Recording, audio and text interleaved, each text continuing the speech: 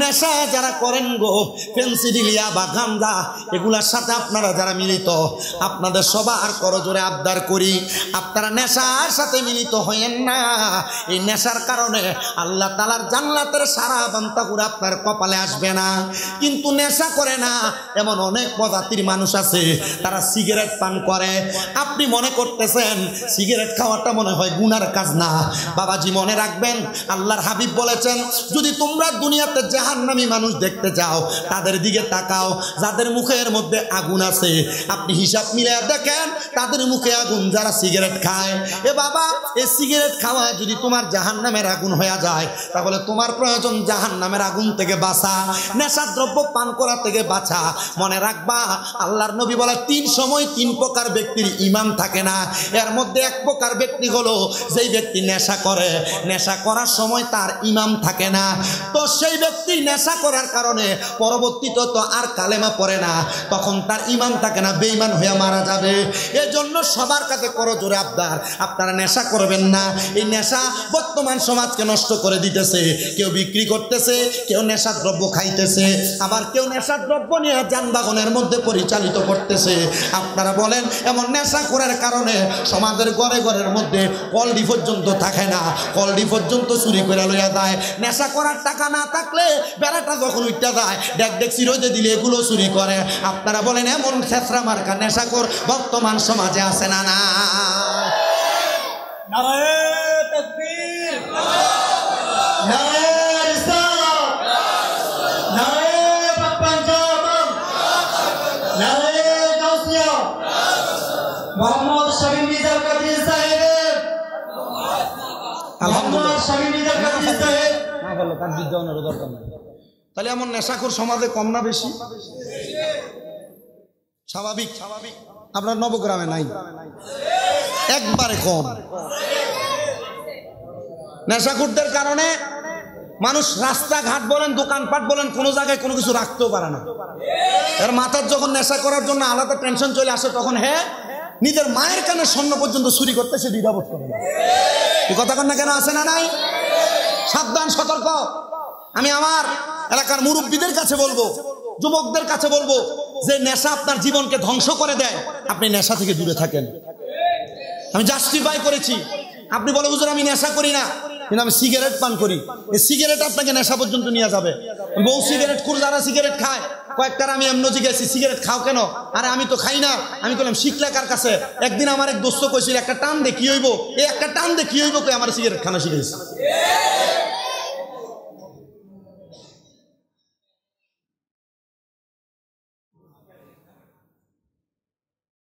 আপনারা বলেন, এমন অবস্থা সমাজে কম না বেশি? তাহলে নেশা যারা করবে তারা কখনো জান্নাতের সারাবান তাহুরা পান করতে পারবে না। আপনি চিন্তা করে দেখতেছেন সারাবান তাহুরা কি? আল্লাহর জান্নাতের পানি যদি আপনি পান করতে পারেন, আপনার জীবন কেমন ধন্য হয়ে যাবে। আপনার ভিতরে সেটার ব্যাপারে কোনো অনুভূতি কাজ করে না যে আমি জান্নাতের সারাবান তাহুরা পান করব। আল্লাহ তাআলা শেষ জান্নাতের সারাবান তাহুরা পান করার মতো যোগ্যতা আমাদেরকে দান করেন। আরো জোরে বলেন আমিন। সাহাবায়ে কেরাম বলে, ইয়া রাসূলুল্লাহ, ইয়া হাবিবাল্লাহ, আপনার কাছে জানতে চাই, আপনি বলেন আর 4 প্রকারের পানির মধ্যে 2 প্রকার বললেন, আরো 2 প্রকার কি পানি? আমার নবী বলেন 3 নাম্বার পানিটার নাম হলো জান্নাতের লাবান, মানে জান্নাতের দুধ। ও দয়ার নবী, আপনি বলেন না ওই জান্নাতের দুধ কারা কারা পান করবে? আমার নবী ডাক দিয়ে বলেন, ওই জান্নাতের দুধ তারা পান করবে যারা দুনিয়ার জমিনের মধ্যে কখনো পরের হক মাইরা খায় নাই। ও বাবা, আমাদের সমাজে এমন অনেক মানুষ আছে, ভাই মারা যাওয়ার পরে ভাতিজাদের সম্পদ বুঝিয়ে দেয় না, মা বাপ মারা যাওয়ার পরে বোনদের সম্পত্তি বুঝিয়ে দেয় না। আপনারা বলেন, এমন দখলদার জুলুমবাজ সমাজে আছে না নাই? যারা পরের হক মেরে খায়। কার হক? পরের হক শুধু কি জাগা মেরে খাওয়া, ওজনে কম দেওয়া? বল না, ওজনে কম দেওয়া কার হক? আপনি মাইরা খাচ্ছেন। মানুষকে মিথ্যা কথা বলে আপনার 2 টাকার মাল 5 টাকায় দিচ্ছেন, আপনি পরের হক খাচ্ছেন। তাহলে এটা খাওয়া যাবে? এটা যদি খান তাহলে জান্নাতের দুধ আপনার নসিবে নাই। সাহাবায়ে কেরাম বলে, ইয়া রাসূলুল্লাহ, ওই জান্নাতের মধ্যে আরেকটা পানি আছে, ওই পানিটা কি নবী বলে? ওইটা হলো জান্নাতের মধু। ইয়া রাসূলুল্লাহ, জান্নাতের মধু কারা পান করবে? আমার নবী বলে, যারা কখনো তাদের জবান দ্বারা ফায়সা কথা বলে নাই, গালি দেয় নাই, মিথ্যা কথা বলে নাই। ও বন্ধু, আপনারা তাকায় দেখেন আপনার সমাজে আপনি চলার পথে আপনার বন্ধুদের সাথে, আপনার পরিবারের সাথে এত মিথ্যা কথা সমাজে পরিচালনা করতে যে এত গালি দেন, আপনার গালির কারণে আপনি ফাসিকে রূপান্তরিত হচ্ছেন, আপনার নামাজ আল্লাহর কাছে কবুল হয় না, এবং এই গালি দেওয়ার কারণে আর মিথ্যা বলার কারণে আপনি আল্লাহ তাআলা জান্নাতের মধু পান করতে পারবেন না। এবার আপনারা বলেন, আমরা সবাই জান্নাতের ওই 4 প্রকার পানি পান করতে চাই কি চাই না? সাহাবায়ে কেরাম বলি, ইয়া রাসূলুল্লাহ, এই 4 প্রকারের পানি একসাথে কারা পান করবে আপনি বলেন?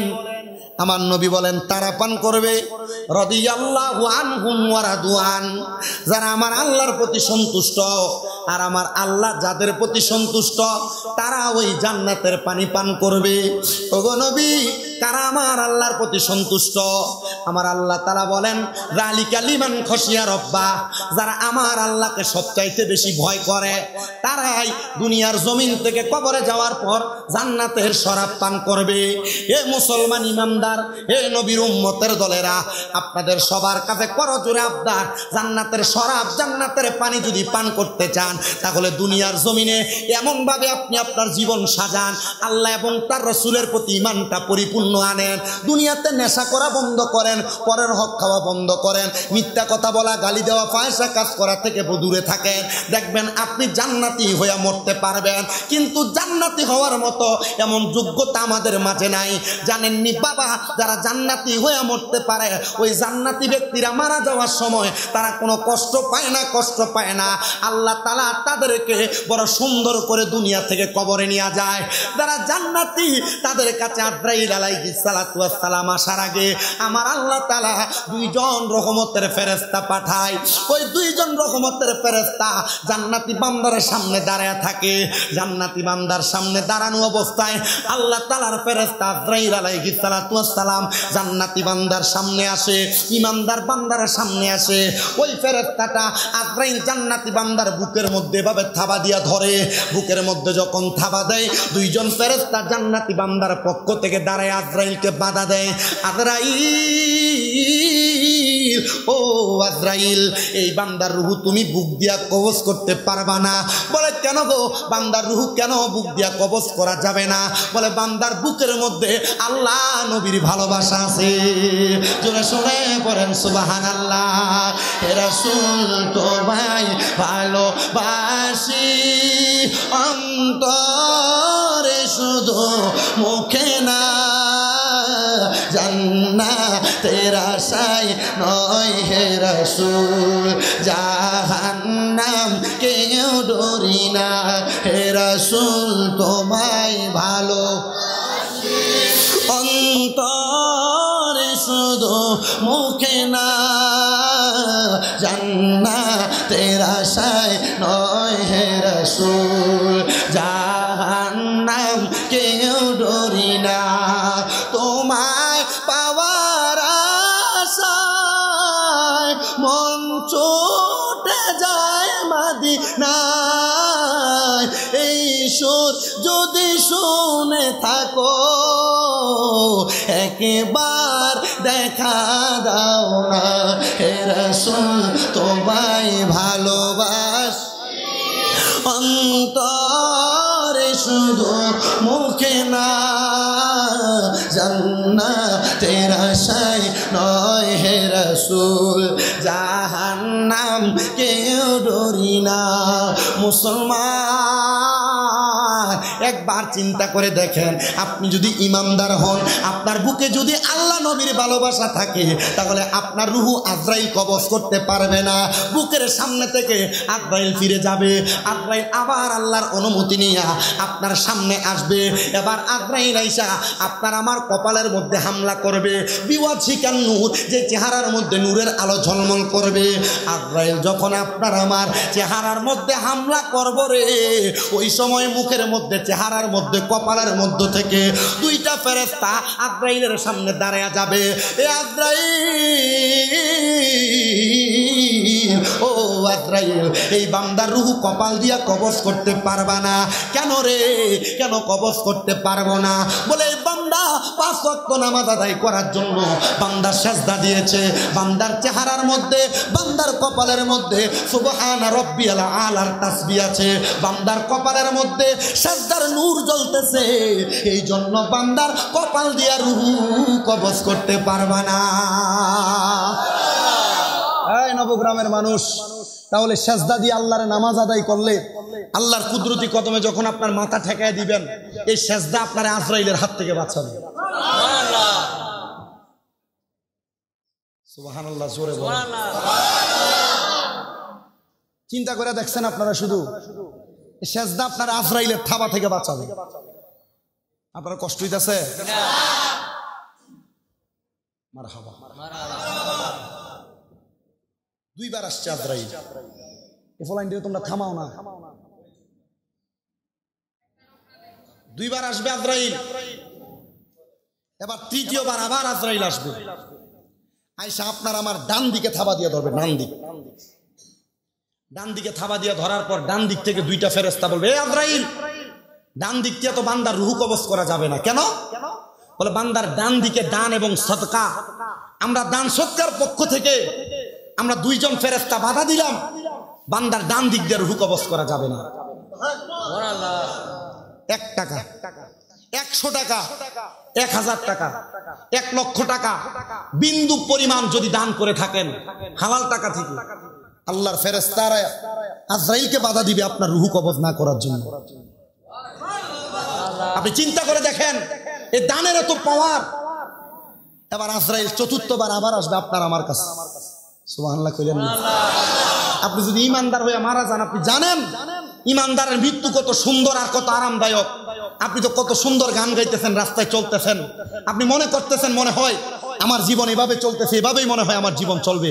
আরে না মিয়া, আপনার জীবন যেভাবে চলতেছে বেঈমানের মতো মারা যাবেন। মারা যাওয়ার সময় বিছানায় প্রস্রাব করে দিবেন, পায়খানা করে দিবেন, চোখ উল্টা দিবেন, জিহ্বায় কামড় দিয়ে মারা যাবেন। নবীর সাহাবী নবীকে প্রশ্ন করি, ইয়া রাসূলুল্লাহ, বেঈমানরা কিভাবে মারা যায়? বলে প্রস্রাব করে দিবে মরে মৃত্যুর সময়, জিহ্বায় কামড় দিবে, চোখ উল্টা দিবে। এই মরণ ভালো মরণ না। আপনারা বলেন বাংলাদেশে এমন অনেক মানুষ মারা যায়, মারা যাওয়ার সময় জিহ্বায় কামড় দেয়, কি দেয় না? চোখ উল্টায় কি উল্টায় না? নাকে মুখে দিয়ে রক্ত বের হয় কি হয় না? এবার আপনারা বলেন বর্তমান সমাজের মধ্যে এমন অহিংসতা, মানুষের প্রতি অত্যাচার, অনাচার, হারামখুরি, ছগলখুরি বর্তমান সমাজে কম না বেশি? আওয়াজ আসতে হয়েছে আরো জোরে, কম না বেশি? আল্লাহ কোরআনে বলেন, লা ইয়াস্তাবি আসহাবুন নারি ওয়া আসহাবুল জান্নাহ, আসহাবুল জান্নাতি হুমুল ফাইজুন। জবান খুলে উচ্চ কণ্ঠে জোরে জোরে পড়েন আল্লাহু আকবার। আমার আল্লাহ তাআলা জানিয়ে দেয় জগতের বান্দার দলেরা, যারা জান্নাতি এবং যারা দুজকি তারা একরকম নয়। ওগো আল্লাহ, তাহলে কারা কেমন আপনি বলেন না? আল্লাহ বলেন আসহাবুল জান্নাতি হুমুল ফাইজুন, যারা জান্নাতি তারা হলো সফল কাম। ওগো আল্লাহ তাআলা আপনার কাছে জানতে চাই জান্নাতি কারা, জান্নাতীদের পরিচয় আমরা জানতে চাই। এই নবগ্রাম এলাকার বাবারা যারা টাকা দিয়া, পয়সা দিয়া, শ্রম দিয়া, বুদ্ধি দিয়া, পরামর্শ দিয়া এত সুন্দর করে নবীর মিলাদুন নবীর মাহফিল সাজাইলা, মাজুন নবীর মাহফিল সাজাইলা, আল্লাহর কসম তোমাদের নামটা জান্নাতীদের খাতায় উঠবে। বলে হুজুর কেন গো? নবীজির চাচা যান নবীর উপর ঈমান আনে নাই, ঈমান আনে নাই, কিন্তু আমার নবী ইসলামের দাওয়াতটা জারি রাখছেন।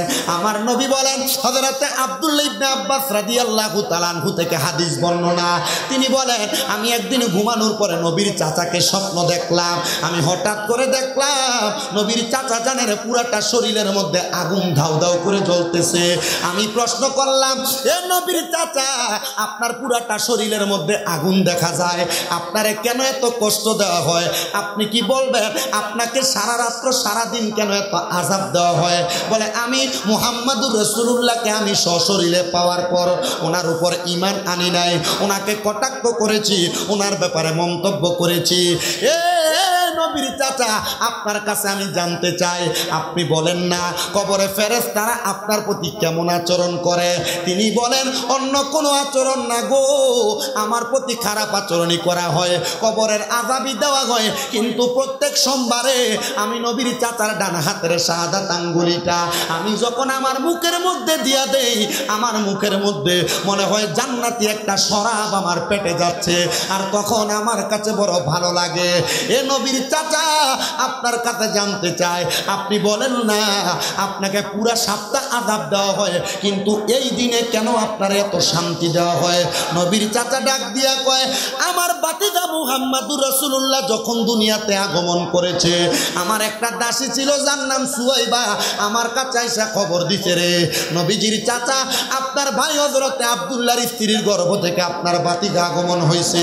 আর আমি নবীর চাচা আমার ডান হাতের শাহাদাত আঙ্গুল দিয়া ওই দাসীটাকে মুক্তি করে দেওয়ার কারণে আমার আল্লাহ তাআলা আমারে সোমবার দিন নাজাত দিয়া দেয়। এবার জানতে চাই নবগ্রাম এলাকার বাবারা, বন্ধুরা, আমরা যে নবীর আগমনে খুশি হইয়া মিলাদুন নবীর মাহফিল করি, নবীর উপর সালাতু সালাম জানাই, নবীর উপর শানমান পেশ করি, আমার আল্লাহ তাআলা চাইলে আমাদেরকেও জান্নাত দিতে পারে কি পারে না? আশেক রে,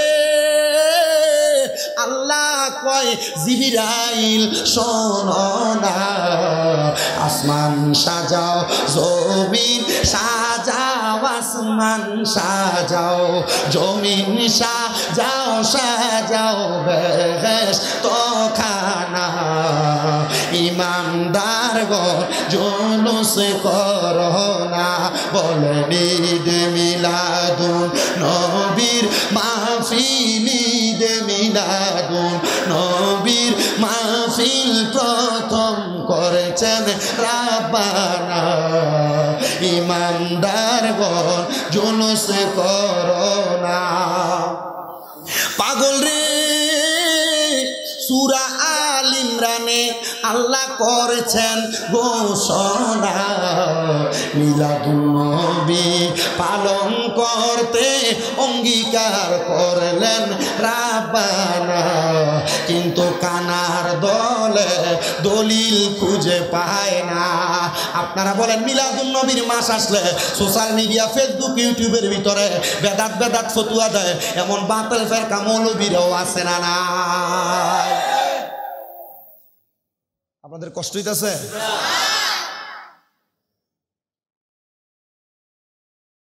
কি ভালো মানুষটা বইয়ে দিচ্ছে, এনে যে মাহফিল চলতেছে আপনারা নীরবতায় বোঝা যায় না। আলহামদুলিল্লাহ, আল্লাহ তাআলা যে আমরা 10 মিনিট পরে যাইবেন বিষয়, আলহামদুলিল্লাহ জোরে। মিলাদুন নবীর মাহফিল প্রথম করেছেন কে? আসতে গেলেন আপনারা। আল্লাহ যদি মিলাদুন নবীর মাহফিল করে, মোল্লা যদি বেদাত বলে, আল্লাহর কথা মানবেন না মোল্লার কথা? আল্লাহ কোরআনে বলেন, কুল বিফাদলিল্লাহি ওয়া বিরহমাতিহি ফাবিযালিকা ফালইফরাহু হুয়া খায়রুম মিম্মা ইয়াজমাউন। জানিয়ে দেন, তারা যখন আমি আল্লাহর পক্ষ থেকে ফজল পায়, আমি আল্লাহর রহমত পায়, তারা যেন খুশি উদযাপন করে। ও আল্লাহ, এই খুশি উদযাপন করলে কেমন লাভ হবে? কয় হুয়া খায়রুম মিম্মা ইয়াজমাউন, তারা যত আমল একত্রিত করে রাখে, ওই আমল একত্রিত করে রাখা সব আমলের চাইতে উত্তম হলো আমার নবীর আগমনে খুশি উদযাপন করা। জোরে বলেন সুবহানাল্লাহ। আপনাদের মনে প্রশ্ন থাকতে পারে, হুজুর আল্লাহ বলছে আল্লাহর ফজল পাওয়ার পর, রহমত পাওয়ার পর খুশি উদযাপন করার কথা, তাহলে আমরা আল্লাহ তাআলার ফজল আর রহমত পাইলাম কই? আল্লাহ কুরআনুল কারীমের আরেকটা আয়াতের মধ্যে ঘোষণা করে, ওয়া মা আরসালনাকা ইল্লা রাহমাতাল লিল আলামিন। আল্লাহ বলে আমি আর আরসাল করি নাই, পার্সেল করি নাই, পাঠাই নাই, তবে ইল্লা হ্যাঁ পাঠিয়েছি রাহমাতাল লিল আলামিন। আমি আল্লাহর পক্ষ থেকে একটা বড় রহমত, যিনি সমস্ত জগতের জন্য রহমত। ওগো আল্লাহ তাআলা, আপনার কাছে জানতে চাই এই রহমতটাকে তাফসীরে ইবনে কাসিরের মধ্যে বলতেছে ইয়ানে রহমত বমানা মুহাম্মাদুর রাসূলুল্লাহ সাল্লাল্লাহু আলাইহি ওয়াসাল্লাম। সবাই জবান খুলে জোরে পড়েন সুবহানাল্লাহ। ইয়া মুহাম্মদ মুস্তাফা নবী সাল্লাল্লাহু আলাইহি ইয়া মুহাম্মদ মুস্তাফা নবী সাল্লাল্লাহু আমরার সাফায়াতের কান্ডারি মদিনা ওয়ালা, আমরার সাফায়াতের মদিনা ওয়ালা ইয়া মুহাম্মদ মুস্তাফা নবী সাল্লাল্লাহু আলাইহি ইয়া মুহাম্মদ মুস্তাফা নবী নবীজি আমার কাবার ও কাবা, নবীজি আমার গলার মালা, নবীজি আমার কাবার ও কাবা, নবীজি আমার গলার মালা, নূর নবীর প্রেমেতে কাবা হইয়াছে কালা, হায়রে নূর নবীর হইয়াছে কালা। ইয়া মুহাম্মদ মুস্তাফা নবী সাল্লাল্লাহু ইয়া মুহাম্মদ মুস্তাফা নবী। কেউ বা বলে নবী নূরেরই পুতুল, কেউ বা বলে নবী গোলাপেরই ফুল, কেউ বা বলে নবী নূরেরই পুতুল, কেউ বা বলে নবী গোলাপেরই ফুল। নয় সে পুতুল নয় সে গোলাপ, নূরে নূর আল্লাহ। ইয়া মুহাম্মদ মুস্তাফা নবী সাল্লাল্লাহু আলাইহি পড়েন ইয়া মুহাম্মদ মুস্তাফা নবী।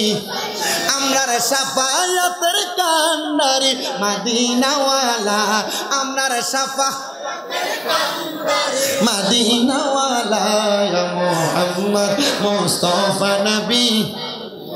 মুসলমান ওই আল্লাহ তাআলা ওই নবীর রহমত বলে ঘোষণা করেছে। এ সুন্নি মুসলমান, তোমরা তাহলে কেন মিলাদুন নবী পালন করো? মিলাদুন নবীটার আগে আবার ঈদ শব্দ লাগাও। বর্তমান সমাজের মধ্যে এমন অনেক নামদারি মুনাফিক বেঈমান ওলামায়ে কেরাম আছে যারা মুসলমান দাবি করে, আলেম দাবি করে, কিন্তু নবীর মিলাদুন নবীর আগে ঈদ শব্দ লাগাইলে দেখবেন কুকুরে পেছন দিয়ে আঘাত করলে কুকুর যেমন দৌড় মারে, এমন মৌলবীরা মিলাদুন নবীর আগে ঈদ শব্দ লাগাইলে এমন ভাবে দৌড় মারে। বলে হুজুর কারণটা কি? মিলাদুন নবীটার আগে যে ঈদ শব্দটা লাগায়, এই ঈদ শব্দটার অর্থটা হলো খুশি। ও মৌলবী সাহেব, আপনি যে বলেন এটা কোনো ঈদ না, আপনি কি নবীর আগমনে খুশি না? যদি বলেন সুন্নি জনতা নবীর আগমনে খুশি, যদি বলেন কওমি নবীর আগমনে খুশি, যদি বলেন জামাতি নবীর আগমনে খুশি, যদি বলেন আলে হাদিস আমি বলবো নবীর আগমনে খুশি। কিন্তু শর্ত হইল এরা খুশি কথা সত্য, কিন্তু ঈদ মানতে রাজি না। বলে হুজুর কেন মানতে রাজি না, আর তারা কেন খুশি না? আরে বাবা, যারা নবীর আগমনে খুশি না মানে ঈদ পালন করতে নারাজ। মনে রাখতে হবে এরা এক নাম্বার ডাব্লিউ মার্কা ওহাবি বাতিল ফেরকা। এদের সাথে আমাদের কোনো সম্পর্ক নাই, আমরা কখনো এদের সাথে কোনো মেলামেশা করব না, এদের সঙ্গে কোনো সম্পর্ক রাখবো না। কারণ আমার নবীর আগমনে যেই ব্যক্তি বেজার হয়, আমার নবীর আগমনটার যেই ব্যক্তি ঈদ বলে স্বীকার করে না, তার সাথে সুন্নিদের কোনো সম্পর্ক থাকতে পারে না। এবার আসেন মিলাদুন নবী। মিলাদুন নবী শব্দটা হলো মুরাক্কাব, যৌগিক শব্দ। আলাদা যদি করেন, মুফরাদ যদি করেন, মিলাদ শব্দের অর্থ হলো জন্ম, এক বছর, আর নবী শব্দের অর্থ হলো নবীর। মিলাদুন নবী মানে হলো নবীর জন্ম। তাহলে এই নবীর জন্মে আমরা সবাই খুশি। 12 রবিউল আউয়ালের 570 খ্রিস্টাব্দে শবে সাদেকের সময় মা আমেনার নুরানি রেহেমে বাবা আব্দুল্লাহর হুজরাতে নবী আমার জন্মগ্রহণ করেছেন। কিন্তু বাবা আমি জানতে চাই, নবী কি 570 খ্রিস্টাব্দে যখন জন্ম নিয়েছেন তখন নবী, নাকি এই দুনিয়া যখন সৃষ্টি হয় নাই তারও আগে নবী? এই নবীর জন্মের মাধ্যমে নবীজির শুভাগমন হয়েছে। শাহফুদ দরবারের মুরিদারা নবীর জন্মের মিলাদুন নবীর সাথে একটা শব্দ ব্যবহার করে যার নাম ঈদে মাজিউন নবী সাল্লাল্লাহু আলাইহি ওয়াসাল্লাম। এই ঈদে মাজিউন নবী শব্দটা ব্যবহার করার কারণ হলো যে মাজিউন নবী শব্দের অর্থ হলো নবীর শুভাগমন। কি মন? নবীর জন্মের মাধ্যমে আল্লাহ তাআলা ওই নবীর দুনিয়াতে শুভাগমন করাইছেন। আমরা সবাই খুশি। আমরা মিলাদুন নবী যেমন মানি, মাজিউন নবীও তেমন মানি। এটা আমরা মনে করি মিলাদুন নবী যেমন নবীর শান, মাজিউন নবী তেমন আমার নবীর শান। তবে শর্ত হলো আমরা যেন আমার নবীর শানে কোনো বাড়াবাড়ি করতে যাইয়া সমাজের মধ্যে দ্বন্দ্ব না তৈরি করি। যেই মৌলবী সাহেবরা সমাজের মধ্যে দ্বন্দ্ব তৈরি করে এরা এক নাম্বার ফিতনাবাজ। এরা ইসলামটাকে দ্বিখণ্ডিত করতে চায় আর আহলে সুন্নাত ওয়াল জামাতকে মানুষের কাছে হাসির পাত্র বানাইতে চায়। কথা কোন ঠিক কিনা? এই জন্য আমার মুসলমানেরা আপনাদের সবার কাছে একটা আবদার, আমরা যারা সুন্নি দাবি করি আমরা নবীর জন্মকেও মানি, আমরা নবীর শুভাগমনকেও মানি। তবে শর্ত হলো আমাদের এই মানার মাধ্যমে শুধু মানলেই হবে না, আমার নবী আমাদেরকে যে শিক্ষা দিয়া গেছে এই শিক্ষাটাকে বাস্তবায়ন করা লাগবে। তাহলে বলছিলাম সমাজে মানুষ বসবাস করে দুই রকম, এক প্রকার ভালো আর এক প্রকার, আপনারা কথা বলেন না, এক প্রকার ভালো আরেক প্রকার খারাপ। আর আল্লাহ কোরআনে কয় যারা জাহান্নামী আর যারা জান্নাতি তারা একরকম নয়। আল্লাহ বলেন যারা জান্নাতি তারা হলো সফল কাম।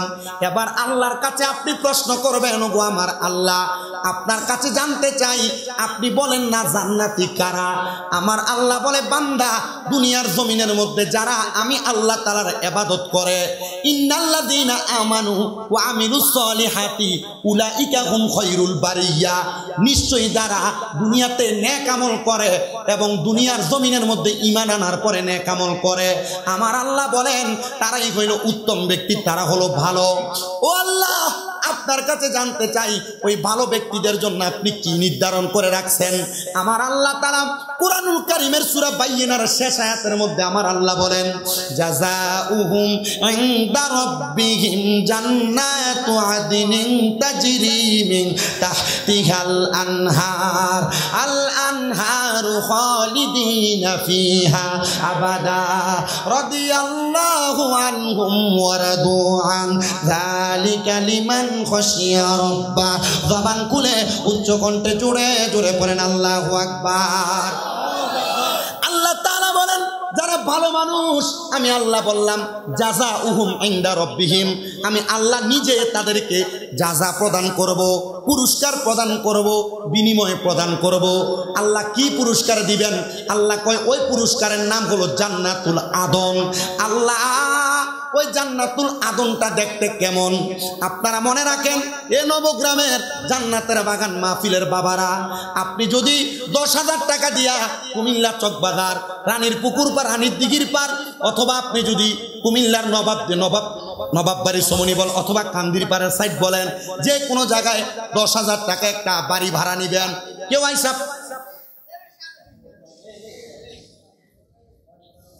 কেউ যদি এসে আপনাকে বলে 10,000 টাকায় 3 রুমের একটা বাসা ভাড়া দেওয়া হবে, আপনি কি সাথে সাথে রাজি হবেন না বাসাটাকে দেখবেন? আজব বিষয়। বাসা দেখার দরকার আছে না? নাকি আপনি 10,000 দিয়ে দিবেন? সাহাবায়ে কেরাম আমার নবীকে প্রশ্ন করি, ইয়া রাসূলুল্লাহ ও নবী আপনি যে বলেন আল্লাহ তাআলার জান্নাত জান্নাতুল আদন আমাদেরকে দেওয়া হবে, নবীজি আপনি বলেন না জান্নাতুল আদনটা দেখতে কেমন? সুবহানাল্লাহ কোন আপনারা এই চলে দেখো কি দেখো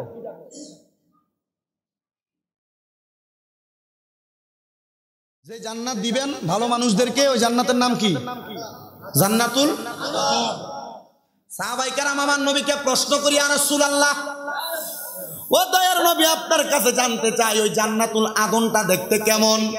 আমার নবী বলেন আল্লাহর কোরআন থেকে তাজরি মিন তাহতিহাল আনহার, এত সুন্দর জান্নাত, ওই জান্নাতের নিচে দিয়া আমার আল্লাহ তাআলা একটা নদী প্রবাহিত করবে। নদী, এত সুন্দর জান্নাত কি প্রবাহিত করবে? এবার হযরতে আনাস ইবনে মালিক রাদিয়াল্লাহু তাআলা আনহু থেকে হাদিস বর্ণিত, তিনি বলেন ওই জান্নাতের নদীটা কেমন নদী শোনো। আমাদের এই নবগ্রাম এলাকার মানুষ টিক্কাচর ব্রিজের কাছে গুমতি নদীর কাছে যায়, পানির কালার কেমন? ঘোলা। আল্লাহ তাআলার পেয়ারা হাবিব বলেন, ওই জান্নাতের নদীর মধ্যে এক প্রকারের পানি থাকবে না, 4 প্রকারের পানি। ইয়া রাসূলুল্লাহ, নবী গো, আপনি নবীর কাছে জানতে চাই ওই জান্নাতের 4 প্রকারের পানি কি কি আপনি বলেন। আমার নবী বলেন, 1 নাম্বার পানির নাম হলো ইন্না আতাইনা কাল কাউসার। ওই পানিটার নাম হলো কাউসারের পানি। ওই পানি যেই ব্যক্তি একবার পান করবে কিয়ামতের আগ পর্যন্ত তার পানির পিপাসা লাগবে না। ইয়া রাসূলুল্লাহ, নবীজি আপনি বলেন না ওই পানি কারা পান করবে? আমার নবী বলেন, যারা দুনিয়ার জমিনের মধ্যে আল্লাহ এবং তার রাসূলের প্রতি ঈমান আনয়ন করেছে তারা ওই